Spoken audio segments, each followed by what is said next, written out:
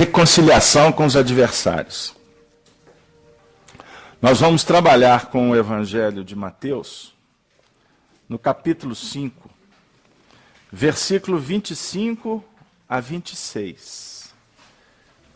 No Sermão da Montanha, Jesus diz assim, conforme a narrativa de Mateus: concilia-te depressa com o teu adversário, enquanto estás no caminho com ele, para que não aconteça que o adversário te entregue ao juiz, e o juiz te entregue ao oficial, e te encerre na prisão. Versículo 26 agora. Em verdade te digo que, de maneira nenhuma, sairás dali, enquanto não pagares o último ceitil, que é, na realidade, os centavos. Reconciliar com o adversário. Um grande desafio para todos nós. Porque aqui nós vamos estar movimentando uma série de emoções, pelas lembranças. Vamos estar discutindo assuntos que envolvem virtudes, vícios, comportamentos. Então, nós que viemos à Casa Espírita com o objetivo de aprender mais um pouco, gostaríamos de convidar a todos para abrir o nosso coração, para que a gente possa trabalhar na interpretação do Evangelho de uma forma muito tranquila e que estas reflexões possam, vamos dizer assim, nos auxiliar numa ressignificação da nossa vida. Analisarmos aqueles pontos que precisamos trabalhar. Aqueles movimentos que nós já estamos, vamos dizer assim, já conquistando alguns aspectos importantes. Então nós gostamos de trabalhar com o Evangelho refletindo de uma forma detalhada. O concilia-te depressa com o teu adversário enquanto está no caminho com ele, para que não aconteça que o adversário te entregue ao juiz, e ao juiz te entregue ao oficial e te encerre na prisão. Em verdade te digo que de maneira nenhuma sairás dali, enquanto não pagares o último ceitil. Vamos começar com o primeiro convite. Concilia-te. Conciliar, harmonizar, fazer as pazes, reatar a amizade. É o convite. Ainda que se trate de uma antipatia, cujas raízes se encontram no pretérito, em outras reencarnações, tudo devemos fazer para cancelar, modificar sentimentos contrários à legítima fraternidade. O verbo está no imperativo e constitui uma ordem de Jesus, que tem poder e autoridade para tanto, e acima de tudo deseja o nosso bem. Sabemos que existem desafios que comprometem a nossa consciência. Atitudes que tomamos impensadamente, que macularam, que dissiparam, que criaram abismos no que remonta às convivências. E que, ao lembrar, nosso coração se constrange. Não é verdade? Então nós temos, no nosso histórico, alguns pontos que só de tocar abrem situações que hoje, que estamos melhores, porque nós evoluímos, desde aquele movimento até agora nós evoluímos. Você é hoje melhor do que foi ontem. E amanhã serás melhor do que és hoje. Mas existem também dramas que estão guardados e que nos visitam sem que nós tenhamos consciência da responsabilidade que nós assumimos com estas circunstâncias, com esses mecanismos da vida. Nós sabemos, por exemplo, em família encontra-se com muita, vamos dizer assim, de uma forma muito mais rotineira, né? Mais comum do que se imagina. Porque, diga-se de passagem, na família nós temos desafios que você não pode abrir mão. Você tem que encarar. Já na convivência social, você escolhe. Não é assim? Se te interessa, você vai lá. Se não, costumo inventar até uma desculpa para não estar presente. Mas em família nós temos desafios. E esse assunto reconcilia depressa com o teu adversário, não tem como se abordá-lo sem falar da família. Nós temos a parentela corporal e a parentela espiritual. Nós aprendemos no Evangelho segundo o Espiritismo esse assunto. Né? No capítulo Honrai vosso pai e a vossa mãe. O que significa isso? Parentela corporal é a família. Não é mesmo? Está lá. Amigos, familiares, sangue, tradição. Agora, na família você tem dentro dela a parentela espiritual. E tem dentro dela também só a parentela corporal. A parentela espiritual é a da afinidade. É da interação natural. É aquele convívio que, como diz na Bahia, flui. Acontece. Você não precisa fazer muito esforço. Dá prazer, dá alegria. Sustentação, movimento, dinâmica. Não é assim?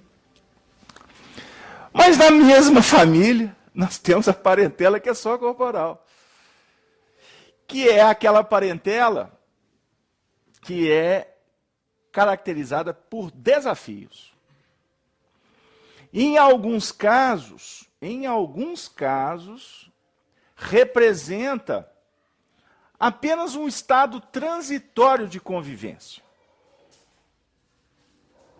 Então, por exemplo, uma família grande, fica patente isso. Você tem determinados momentos que você tem muita convivência com aquele grupo ali.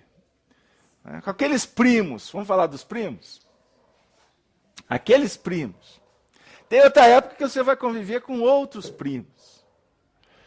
Né? Já existem famílias que todos os primos se intercambiam. Não é assim? Mas vem os acontecimentos, a dinâmica que você acaba, por uma questão natural, das próprias escolhas da vida, vamos dizer assim, teoricamente elegendo aquele grupo de maior afinidade. Não é assim? Mas existem situações que a família é extensa, mas o indivíduo não tem afinidade nenhuma com a família. Não é verdade? Pode acontecer? Tá. Então, nos explica Allan Kardec que a parentela corporal ela é transitória. Transitória. E, por ser transitória, ela tem um prazo de validade. Já ouviram falar isso? Prazo de validade? Prazo de validade. Costuma um abalo moral ser o suficiente para rupturas definitivas. Um acontecimento, uma desencarnação. Eu costumo repetir esse exemplo, isso aqui é para nós, né? Que, por exemplo, existem alguns grupos que desencarna aquele polo irradiador, uma mãe, um pai, uma pessoa da família, que é aquele que agrega, aquele que o seu magnetismo aglutina, o indivíduo é retirado, levado para o plano espiritual, esfacela tudo. Daqui a pouco, no início, não, nós precisamos de manter. São os discursos. Não, nós precisamos nos manter unidos. Mas vai passando, vai passando, vai passando, daqui a pouco está cada um para um lado. A gente sabe que, em alguns casos, é produtivo, diga-se de passagem. Por quê? Houve aquele movimento de aglutinação, como um conjunto, um tecido de células. Mas daqui a pouco você vai romper o tecido, vai haver uma desagregação celular, para que haja as chamadas mitoses, meioses, multiplicações. Deu aí? Ou seja, a célula de cá vai partir para a convivência num outro habitat, num outro ambiente. Então isso é produtivo. Numa visão espiritual. Os espíritos, numa condição superior, eles olham para esses acontecimentos com o olhar de cima, de águia. Ou seja, observando o que está acontecendo. A gente que está aqui embaixo está assim, muitas vezes perdido. O que está acontecendo? Não consegue enxergar além da parede. Mas os espíritos estão administrando, não tem telhado aqui na casa, porque eles têm uma visão ampla, né? Eu falei, lá, tudo certinho. Daqui a pouco esse vai para lá, esse vai para cá, esse vem para cá e vai ajustar. Porque nós temos que, inclusive, entender que espiritualmente existe uma família só. Que ela é liderada por Jesus. Muitas ovelhas, mas um dia um só rebanho. Um só pastor. Aí o povo fica assim, vai todo mundo para a mesma religião? Isso é papo de religioso. É de quem tem visão periférica. A ideia é de aglutinação, é de convivência, é de estabelecimento de vinculações espirituais, energéticas, que vão se dando a partir das expressões da vivência do amor, que não se resolve em pouco tempo. 2, 3, 10 mil anos? Fichinha. O papo é para milhões de anos. Estou sendo humilde. Estou sendo precavido. Deu aí? Então, dentro dessa ideia, nós estamos estagiando em agrupamentos, como parentelas corporais, porque muitas vezes a parentela corporal nos obriga a determinados convívios. Relações. Com aqueles que nós, por exemplo, temos dificuldades. Como aqueles que também estarão conosco, que nós temos afinidades, para que haja uma compensação. Você está do lado de quem daquela irmã que você tem afinidade, que ela te dá um quanto energético de estímulo. Mas ao mesmo tempo você está do lado da outra irmã que é dura na queda. Aí você fala assim, mas eu prefiro a de cá. Só que o interessante é que costuma acontecer assim, vamos nos manter sintonizados. Costuma acontecer o seguinte, fato, você está sendo alimentado aqui por esta convivência aqui, com dificuldades com a outra convivência, mas essa que você tem afinidade, que costuma ser o centro aglutinador, porque ela tem afinidade também com o terceiro elemento. Então ela como se funcionasse como uma intermediária do processo. Ficou claro? Assim vai se estabelecendo as relações. Na parentela corporal, nós, portanto, vamos encontrar muitos adversários. Porque o nosso mundo é um mundo de prova e expiação. E como um mundo de prova e expiação, a nossa tendência, hoje, por necessidade, é conviver naqueles ambientes que vamos ser testados, vamos ser provados, se realmente estamos abraçando a causa da nossa renovação. Foi dito aqui anteriormente no estudo que antecedeu no Sede Perfeitos. Antes de reencarnar, nós assumimos um compromisso. Só que esse contrato, ele fica guardadinho. De vez em quando ele se abre, se revela, através da nossa consciência, que vai dizendo para nós, que vai apontando para nós aqueles, vamos dizer assim, aqueles fulcros irradiadores de responsabilidade. Concilia-te, portanto, conciliar, harmonizar, fazer as pazes, reatar a amizade, é um ato de inteligência.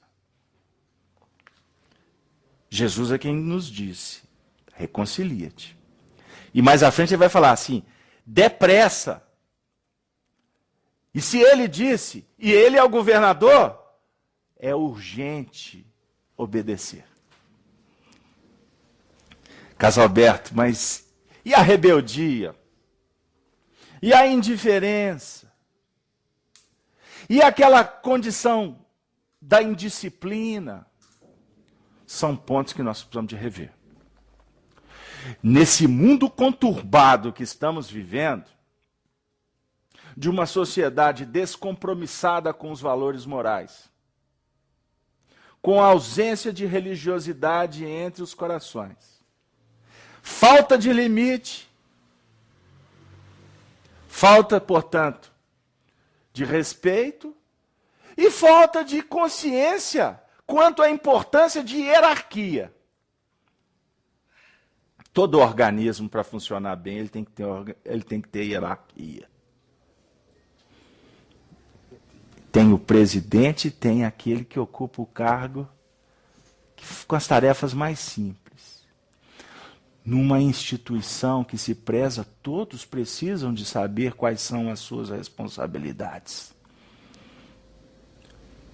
A gente fala nas empresas as rotinas, né?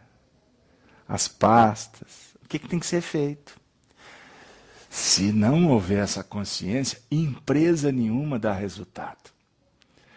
E quando a gente fala de evangelho, nós estamos falando de uma grande empresa. Não é verdade? É uma empresa que tem que ser eficiente, ela tem que ser produtiva. Uma família é uma empresa, no bom sentido, viu? É um organismo social humano.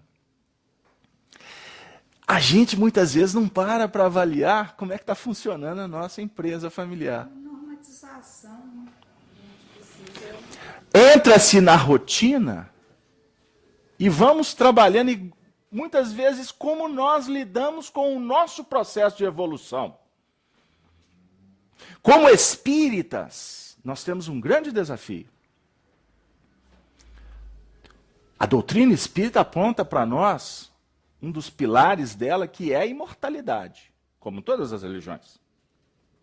Mas um outro pilar importante é o da evolução, que tem, dentro do mecanismo, um pilar chamado reencarnação.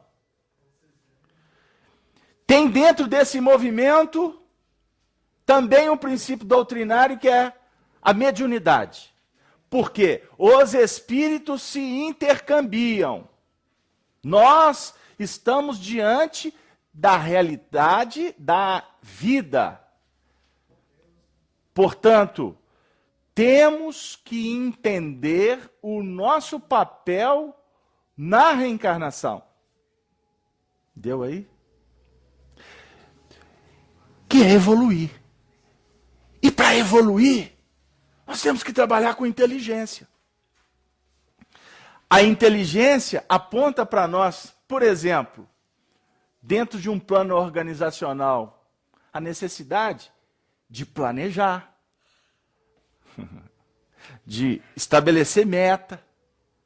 Porque sem planejamento, sem organização, sem metas, sem compreender o que são etapas, você não atinge os objetivos pré-estabelecidos.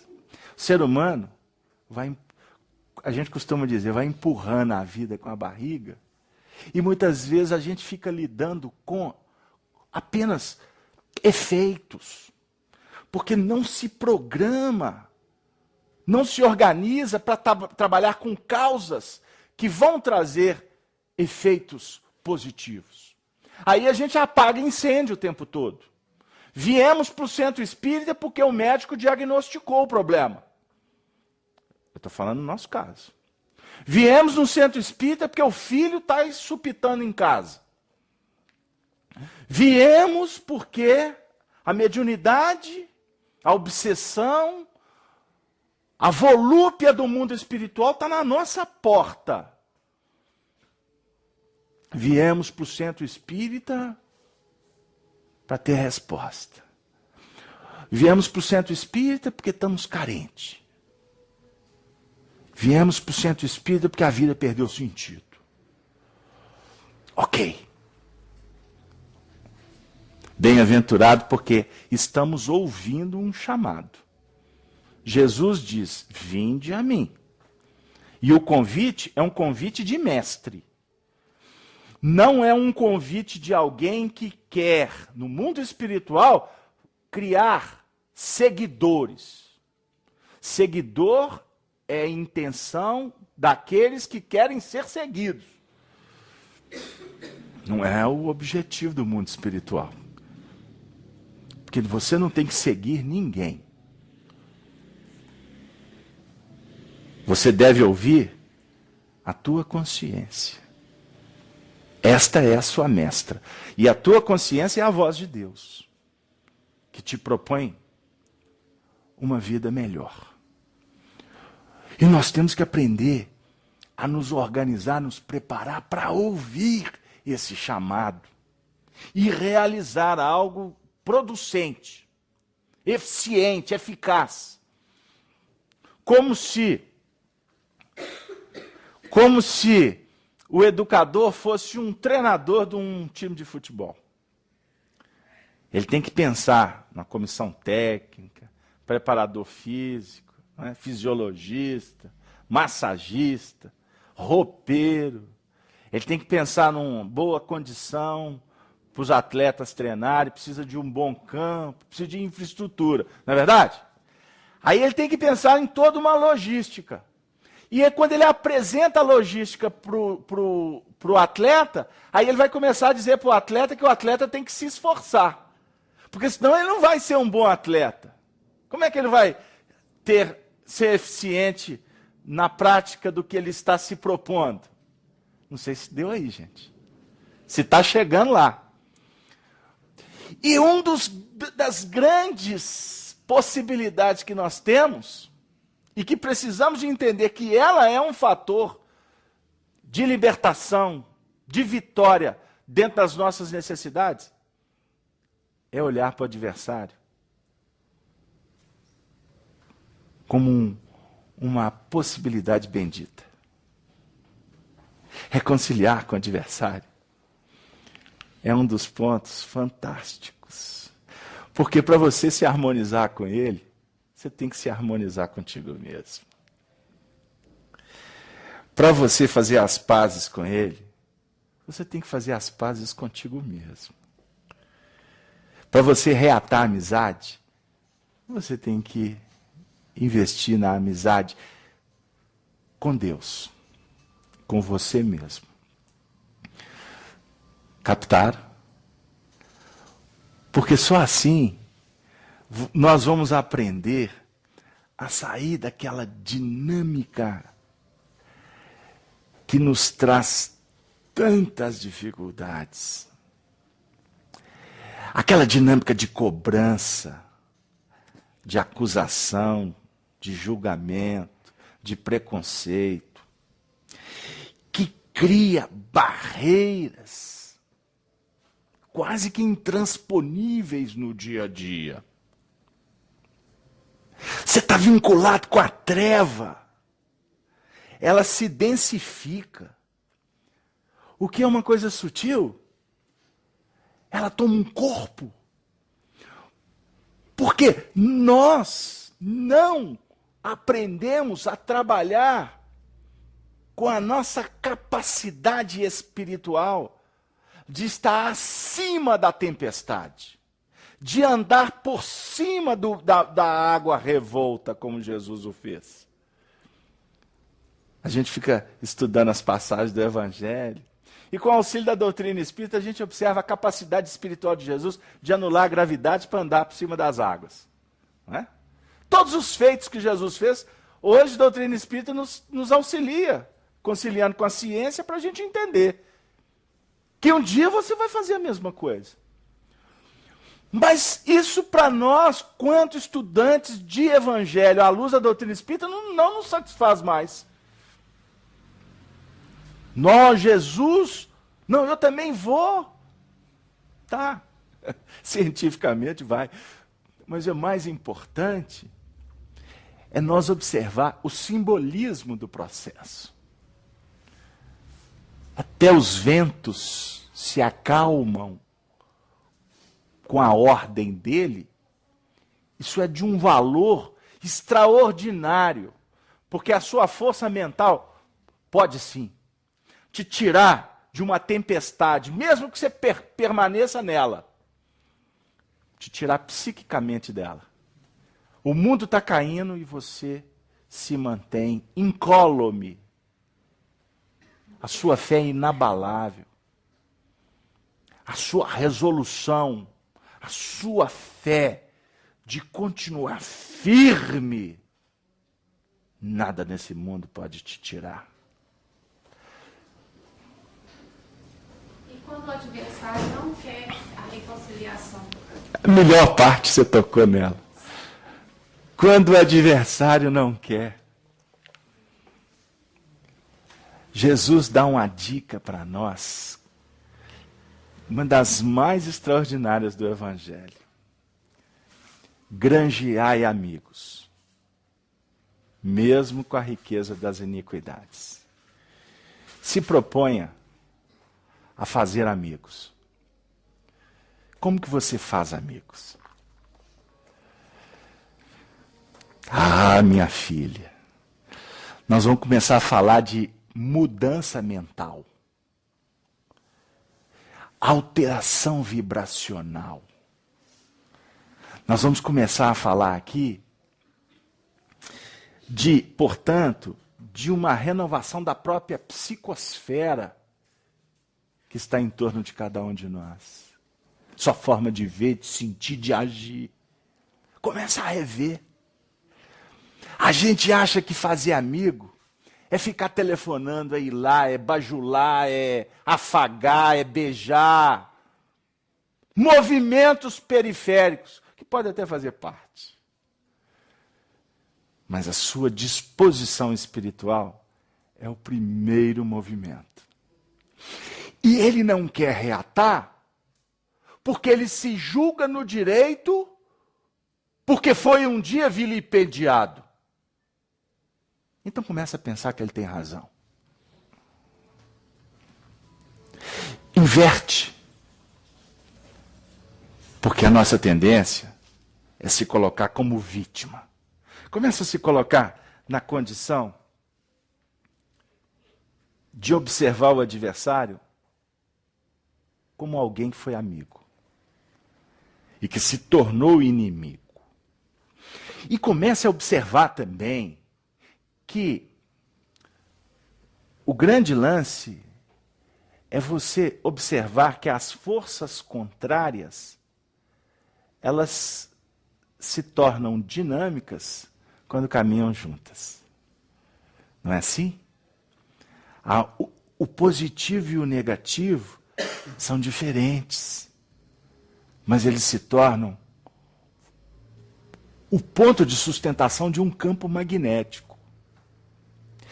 Então, nós temos que aprender a ver, por exemplo, luz e treva como oportunidades. E para nós,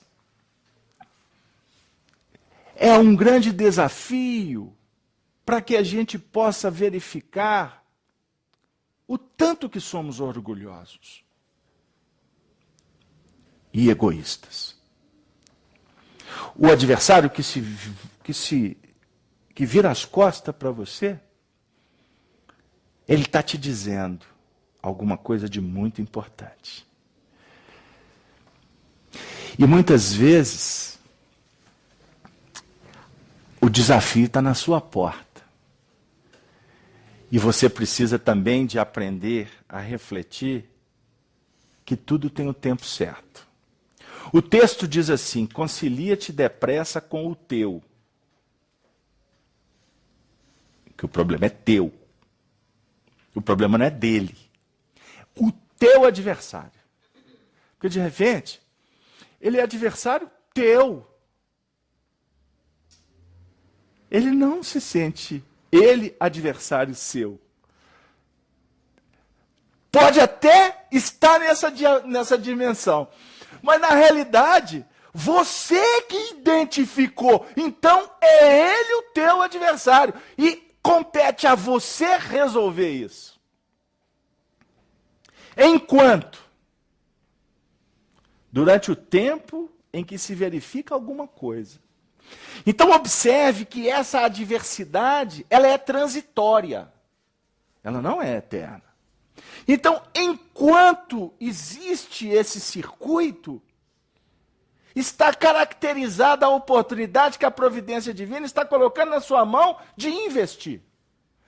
Porque isso vai acabar um momento, que pode ser daqui a alguns minutos, como isso pode perdurar por décadas, por séculos, por milênios. Agora, o que você quer? Ou escutar o homem velho que está dizendo, pula fora, ou destrói, com aquela mente formatada de imperar na terra, ou a sua mente está sendo preparada, como agora, para pensar lá na frente. Se você quer pensar lá na frente, começa a mudar aqui agora, com paciência. E não existe outra fórmula, minha filha. Não existe outro mecanismo que sustenta um processo desse, com vistas à vitória no amanhã, do que amor. Amor que luariza, que apazigua, que inspira, que indica, que respeita, que abrilhanta, que abençoa, que passa, que ora, que liberta. O movimento que nós fechamos, na maioria das vezes, e por isso sustenta essa diversidade, é o movimento de uma justiça cruel. Naquela que nós queremos nos manter, naquela posição de líderes, de imperadores, de dominadores. E do outro lado, a gente esquece que existe um coração. Estás a caminho. O fato de sermos colocados lado a lado na estrada da vida. A doutrina espírita nos ensina que Deus, através da lei de causa e efeito, aproxima os inimigos. Na família como parentes, falando alto os laços consanguíneos. Na vida funcional como patrões, subalternos ou colegas. E na vida social, por força de certas convenções.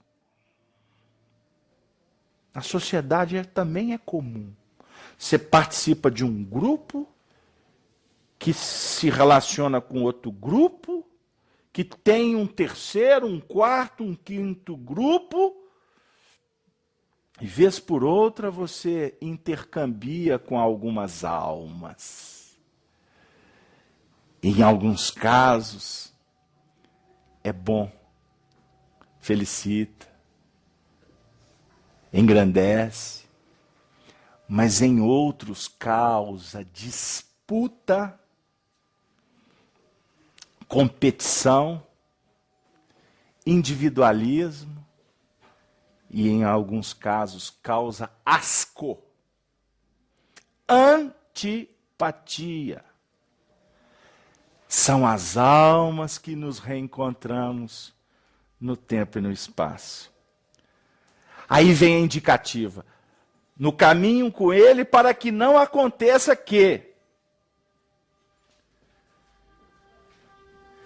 se não aproveitarmos o momento da reconciliação, desprezando a oportunidade, vamos ter as decorrências naturais do desprezo, da indiferença, da indolência, ou, muitas vezes, daqueles movimentos chulos que nós encontramos pela senda. O adversário, se nós formos situados junto dele para consertarmos uma situação e deixamos de fazê-lo, sua simples presença, na qualidade de credor, complica a nossa condição íntima. Podemos passar por justos aos olhos de terceiros, porém o nosso estado de espírito deixa muito a desejar. E aí chega o ponto que a gente queria. Convencionalmente pode estar tudo ajustado. Troca-se até beijinhos. Apertos de mão. Mas intimamente, o espírito que está em vias do despertamento, ele sente uma pontinha de dor na intimidade. E é uma dor que é como se fosse uma certa aflição, um certo desconforto, que está dizendo assim para nós: tem alguma coisa errada. E nós precisamos de consertar.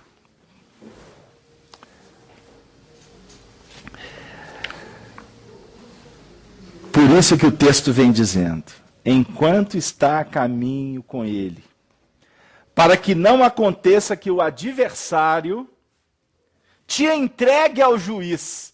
Olha o que Jesus disse. Aí você fica na letra, né? Então o adversário vai te delatar, mandar te prender. O que é o entregar ao juiz? Conjunto de fatos em vista de nossa displicência nos entrega ao juiz da consciência comprometida, pois a lei de Deus está inscrita na consciência de cada um. É o mecanismo que surge, que a consciência lesada nos coloca diante de acusação, de repreensão, de dúvida, de medo, de desconforto. Sabe um instante em que estaremos diante da nossa consciência de uma forma... Como é que o jovem fala? Hoje tem poucos meninos aqui. Tem um ali, tá cheio ali. Desembolado, é assim que os meninos falam? Desembolado. Tem uns termos aí que eu tenho que fazer uns upgrade de vez em quando. Então, quando acontece que, vamos dizer assim, aquele tribunal se abre com exuberância, e a gente vai estar diante do juiz sem chance de fugir dele. Já pararam para pensar? Quando? Quem quer falar? Cláudia?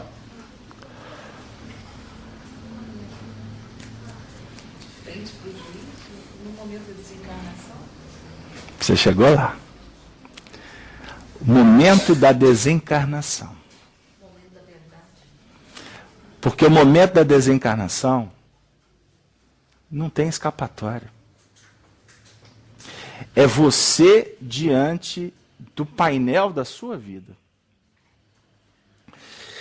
E no atual estágio nosso, quanto humanidade, o depoimento dos espíritos nos deixam preocupados. Porque é dito que a maioria, hoje da humanidade, chegamos no mundo espiritual envergonhados, entristecidos com as nossas escolhas na Terra. Hoje nós lemos uma página que foi ditada pelo nosso querido amigo Arnaldo Rocha. Desencarnado, vai fazer um ano agora, dia 29 de outubro. E o Arnaldo, que lidou com a mediunidade por mais de 70 anos, vem dizer da decepção ao chegar no mundo espiritual, está diante de uma realidade que, no caso dele, ele estudou essa realidade uma encarnação inteira, sendo espírita, dirigente, trabalhou com Chico Xavier durante tanto tempo, lidou com tantos médiuns das mais variadas possibilidades, conversou com centenas, milhares de espíritos, ouviu o depoimento dos espíritos, conhecia praticamente toda a obra espírita, porque tinha uma vasta cultura. O chegar no mundo espiritual é um instante único. É diferente, minha filha. Jesus, no capítulo 14 de João, diz assim: eu sou o caminho e a verdade e a vida. Quando ele diz que ele é o caminho, embora ele trace para nós o caminho como guia, como modelo, como mestre, ele está falando também de uma forma mais específica para cada um de nós. Que quando o discípulo começa a indagar, começa a procurar entender a vida, esse movimento de busca, na ordem de pedir, de buscar e de bater, abre muitos caminhos. Só que são ainda projeções subjetivas, conceituais, filosóficas. O que é o mundo espiritual? Vocês podem assistir um número incontável de palestras, podem ler centenas de livros, conversarem com os espíritos, mas a realidade espiritual, ela só vai se tornar verdade quando você vivê-la. Repetindo, eu sou o caminho e a verdade e a vida. Os religiosos estão até agora procurando o caminho, a verdade, a vida lá fora. E Jesus está falando de um processo que é íntimo de cada um. Então nós estamos aqui procurando um caminho. Bendito. Por mais que a dor, o abandono, a desencarnação, as lutas estão achincalhando, estão balançando as estruturas nossas. E por isso que os espíritos presentes se tornam incomodados. Estou falando de uma forma direta. Por isso é dificuldade, até para vir à reunião. Por isso que tem hora que você está na reunião, fala assim, se eu puder, eu vou jogar uma pedrada naquele moço que está falando aquilo ali.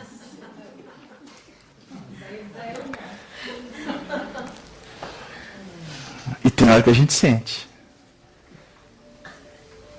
Sério. Porque isso se torna verdade, sabia? Agora eu sei que é um movimento que é sintonia com as trevas. Vocês estão achando que a gente está falando sem perceber? O ambiente espiritual aqui, ele se renova, se revigora, tem hora que desce, tem hora que sobe. E isso afeta todos que estão aqui e outros que estão do lado de fora. Falar do mundo espiritual, nós estamos mexendo num vespeiro. Caixa de marimbondo. Depois que você toca, nunca mais vai ser a mesma. Agora você tem que ter coragem. Porque nós não estamos aqui para brincar. Eu não posso ficar analisando a reencarnação apenas como um passeio. Vou viajar para cá, viajo para cá, volto para lá, trabalho, ganho dinheiro, pago imposto e vou gozar a vida. A vida espiritual, ela tem uma importância que a gente ainda não conseguimos mensurar como deveríamos. Por isso que muitas vezes a vida nos entrega para o juiz. Eu falei da desencarnação, Cláudia. Eu queria que você falasse, né? Você falou. Porque a desencarnação, você perdeu o marido, você perdeu o filho, você perdeu o dinheiro, você perdeu o carro, você perdeu a roupa, como nu com a mão no bolso. Nu com a mão no bolso. Que bolso? Nu diante da verdade, como aconteceu com o André Luiz. E acontece diariamente com milhares e milhares de espíritos que estão desencarnando. Porque a maioria da humanidade, como diz Emmanuel, estamos numa escola primaveril. Somos espíritos ainda juvenis. Mas o juiz, a vida está nos colocando diante dele o tempo todo. Porque não precisa de você desencarnar apenas para estar diante da verdade. A verdade está batendo na sua porta o tempo todo. Sabe aquela pessoa que está te maltratando? Que nem senta com você para conversar? Ele está te contando alguma coisa que você precisa de repensar. Só que a gente fica parando para brigar com ele. Olha, não me considera mais. Alguma coisa tu fez. Mas costuma também mudar de ponto de vista, né? Porque antes olhava era olho verde. Agora é olho azul, preto. Né? Antes era flores, agora é espinho. Porque mudou a tônica. É um direito de cada um. Agora ele está te apontando alguma coisa de importante, que precisa de ser revista. Por que você trabalha com essa profissão? A vida está te dizendo alguma coisa. Por que você tem aqueles clientes? Por que você cuida de criança? Por que você lida no hospital? Por que você é visitado por espíritos, como médium? E geralmente não é só visitas felizes. Por quê? Tem alguma notícia batendo na tua porta. E te dizendo, reavalie a sua vida. Porque senão, para que não te aconteça que o adversário te entregue ao juiz e ao juiz te entregue ao oficial e te encerrem na prisão. O que é a prisão? É a consequência do erro. Do erro no seu sentido, do erro deliberado. Porque errar faz parte do processo. E eu defendo a tese pessoal, não está escrito na doutrina, não. Eu defendo a tese que ninguém erra por querer. Porque senão ele estaria dando um atestado de ausência de inteligência. E não é o caso. Todas as ações, todas as escolhas, por mais delinquentes que sejam, o indivíduo está fazendo acreditando que ele está acertando. Então o erro, o errar das escolhas, faz parte do processo. As consequências é que vão estar definindo para nós a necessidade de repensar. Agora, a prisão, o cárcere, aquela situação de segregação. Imagine, eu estou atendendo um caso, um jovem, renitente no erro, reticente ao bem, né? Está para receber uma sentença de prisão perpétua, que vive em outro país. Eu estou atendendo a família. Como dói. Vai falar para os pais, lei de causa e efeito, uma série de questões que estão envolvidas. Porque no fundo, está sendo uma bênção para esse espírito. A prisão perpétua, uma bênção. Porque define Emmanuel que é um processo de reeducação. Agora, se você tem a visão periférica, momentânea, acabou a vida. Não, não acabou a vida. É uma oportunidade que a misericórdia da providência divina está colocando para ele. Aí, nos casos desses, a gente costuma entrar numa outra dimensão de sustentação, de prece, para que o indivíduo percorra esse processo educativo com um amparo para que ele possa se manter o máximo equilibrado possível, dentro do mínimo que ele muitas vezes pode oferecer, para não fazer coisa pior. Porque costuma o desespero visitar e o indivíduo resolver de outra forma, o que vai só complicar a teia. Em verdade, te digo que de maneira nenhuma, sem exceção, não se pode derrogar a lei. De maneira nenhuma sairás dali enquanto não pagares o último ceitil. Sairás é futuro. Porque a saída de tal condição só se verificará após efetuado o pagamento, o ajuste. Nós estamos inseridos, enquanto o tempo oferece oportunidade, numa condição de estar reajustando. O pagar aqui, literal no Evangelho, é porque para a gente ter exatamente a noção de dívida, né? Eu peguei emprestado, eu tenho que devolver. Tem os juros, como tem a amortização de juros, não é? Porque o amor cobre a multidão de pecados, mas a semeadura, ela tem que ser, de uma certa forma, reconstruída. Nós vamos atender uma pessoa amanhã que foi fazer uma visita, fazer uma viagem, turismo. Teve a oportunidade, favorecido monetariamente, foi visitar a Europa. Visitou uma determinada cidade e fechou um circuito espiritual com o passado dela mesma. Voltou numa situação dificílima. Por que fez a viagem? Por que a providência divina favoreceu? Nós estamos o tempo todo lidando com o passado.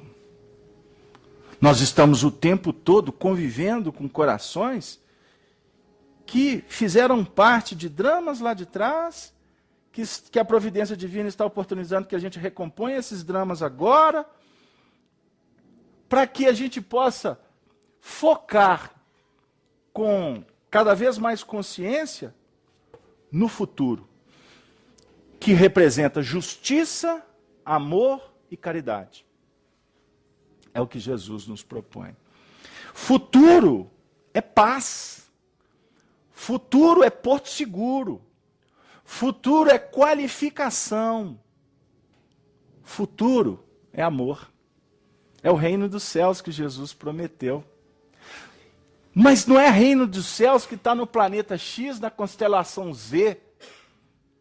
Futuro qualificado. Ele precisa de ser construído dentro dos domínios do próprio coração.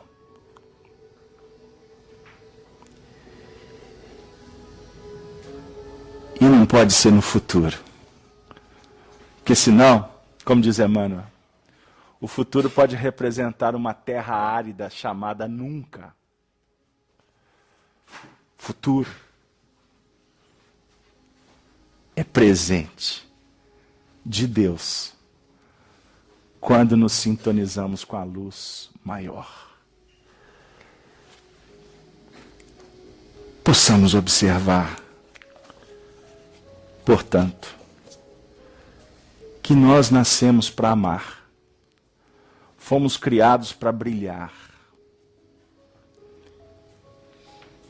E isso precisa de ser valorizado, vivenciado nos instantes mais singelos da vida.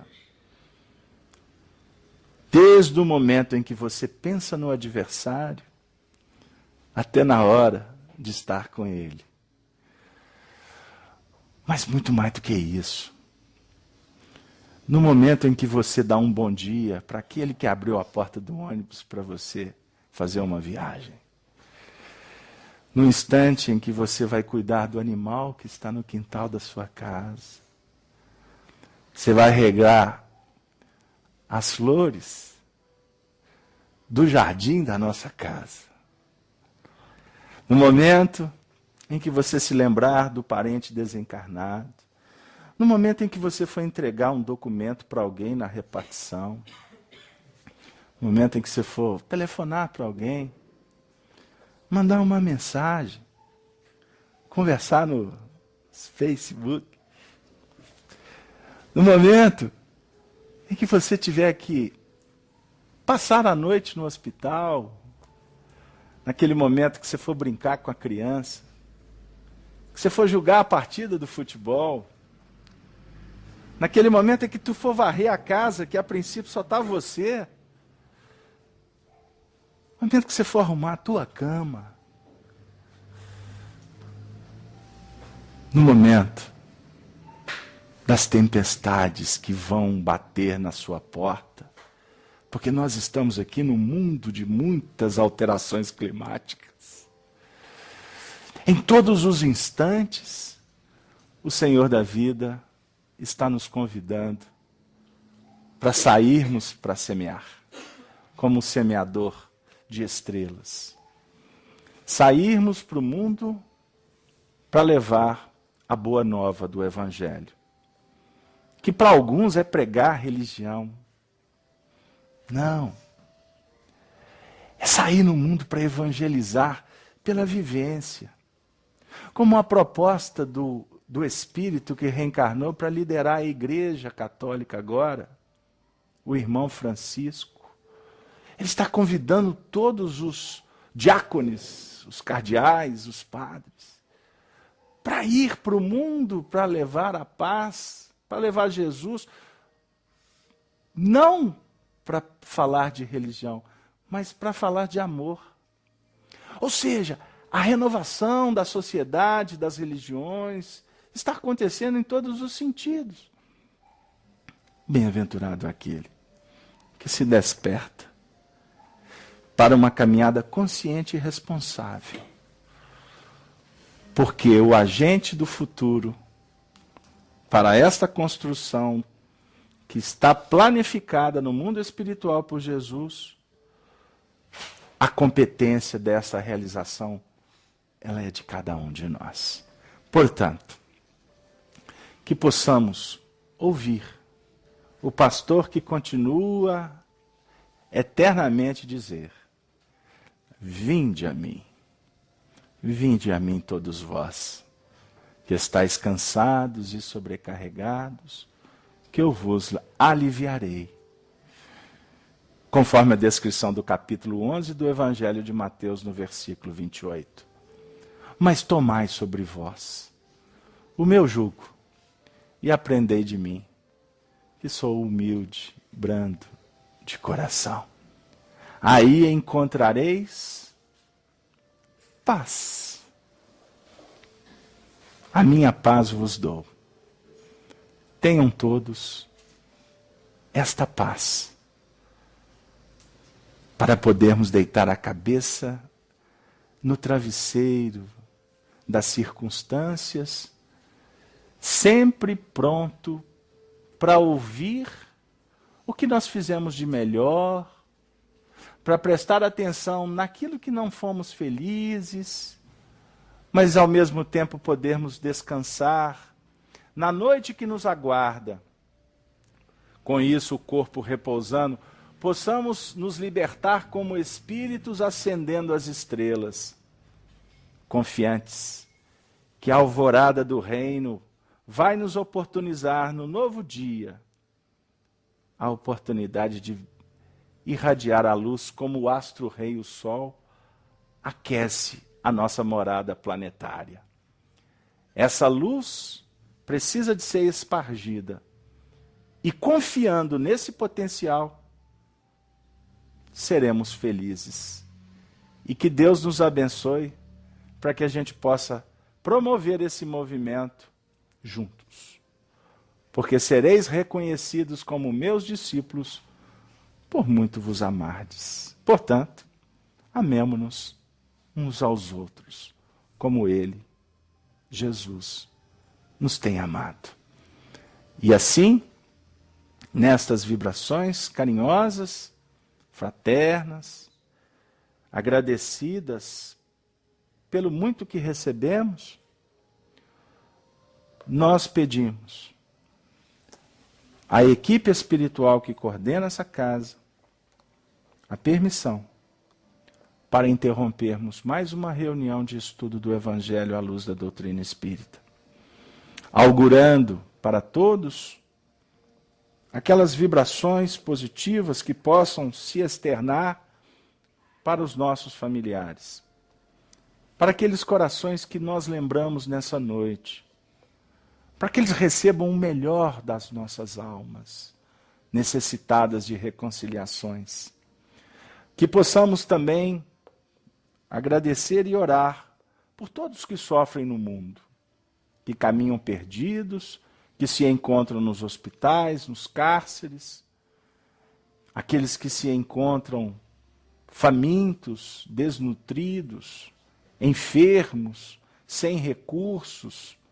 Mas nós também rogamos, Senhor Jesus, por todos aqueles que estão felizes no mundo, aqueles que têm uma vida mais tranquila, que eles possam aproveitar esses ensejos para também conhecerem o Teu Evangelho.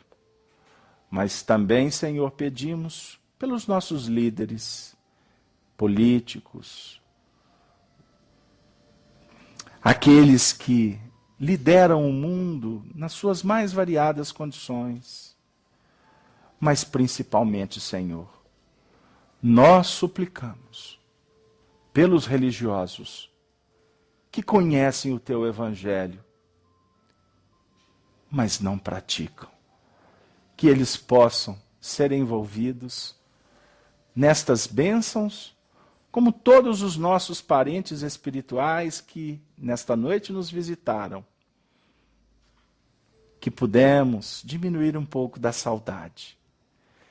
E nesse momento, com a Tua autorização, nós iremos nos dispersar, suplicando ainda que nos conceda o livro, o amigo, o trabalho e, quem sabe, o retorno a essa casa, para, sobre as bênçãos de Allan Kardec, estudarmos mais um pouco essa doutrina santa, essa doutrina que há de ser um dia a convicção de toda a humanidade, porque ela não fala dela mesma, mas ela fala das leis da vida. Obrigado, Senhor Jesus, que Maria Santíssima, veleira da humanidade, mãe espiritual de todos nós, nos afague e nos leve de volta para o ninho sacrossanto da nossa família. Obrigado, Senhor, que assim seja. Tenham todos uma boa noite. Até breve.